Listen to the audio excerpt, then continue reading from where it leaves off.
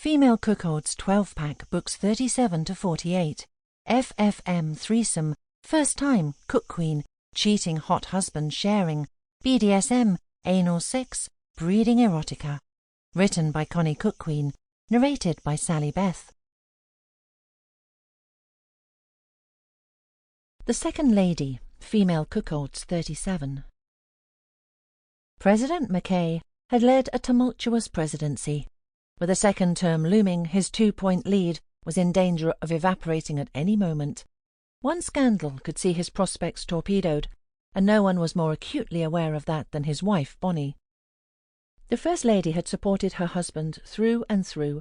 They'd run on the basis of family, bringing their daughters on stage with them to convey the image of white Americana. But Bonnie and her husband Frank had secrets they kept from each other. And that night, Frank McKay was seeing to one of his secrets in the Oval Office. "Put me in your mouth," he hushed to his press secretary, Linda Hershowitz.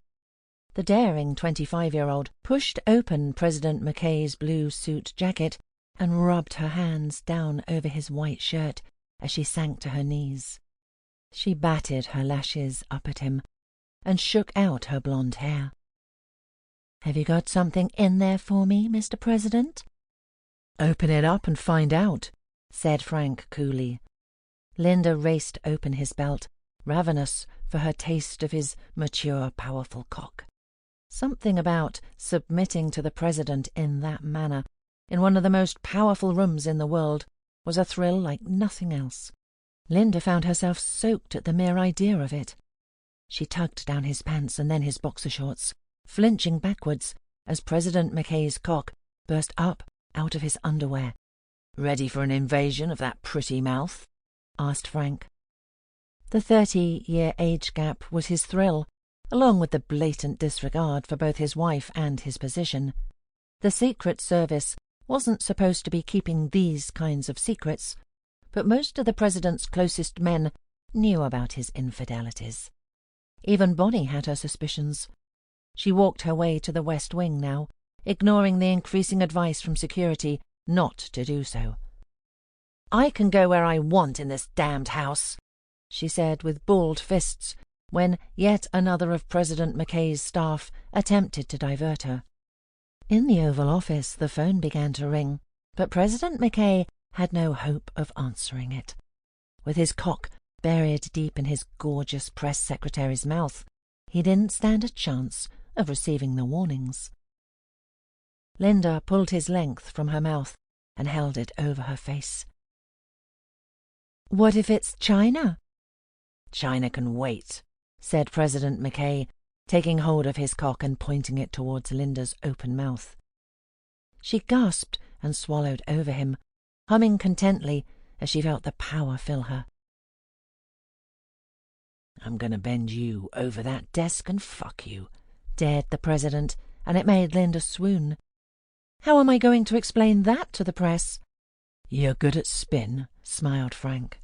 Linda started to rifle his cock in her fist and look around it.